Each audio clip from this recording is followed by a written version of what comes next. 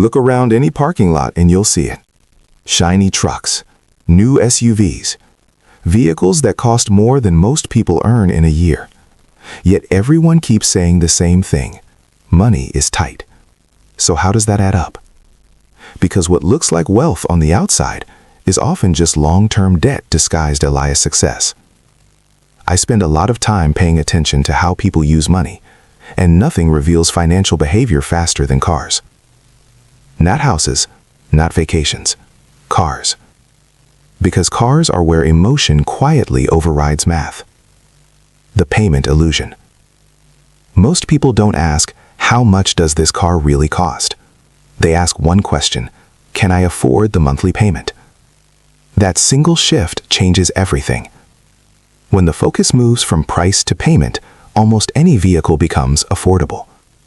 Stretch the timeline long enough, and reality stops feeling expensive. Longer loans, hidden cost. Car loans didn't suddenly get smarter. They got longer. What used to be 3 or 4 years is now 6, 7, even 8 years. The payment drops. The total cost explodes.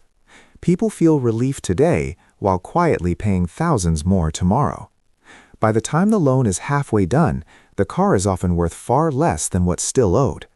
That's how people get trapped without realizing it. Rolling debt forward. Then comes the upgrade. The car still has a balance, but the owner wants something new. Instead of paying off the old loan, the remaining debt gets folded into the next one. Now they're paying for the car they drive and the car they no longer own. Repeat that cycle a few times, and the balance grows even while payments are made. It feels like movement, but it's actually standing still. The real cost nobody calculates. The payment is just the entry fee. After that comes insurance, fuel, maintenance, repairs, depreciation. Modern vehicles are expensive to fix and unforgiving when something breaks. One major repair can erase months of progress.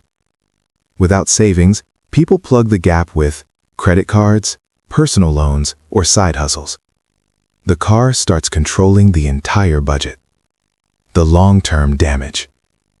Run the full numbers, not just the payment. Over several years, transportation can quietly consume 6 figures. And at the end, you don't own wealth.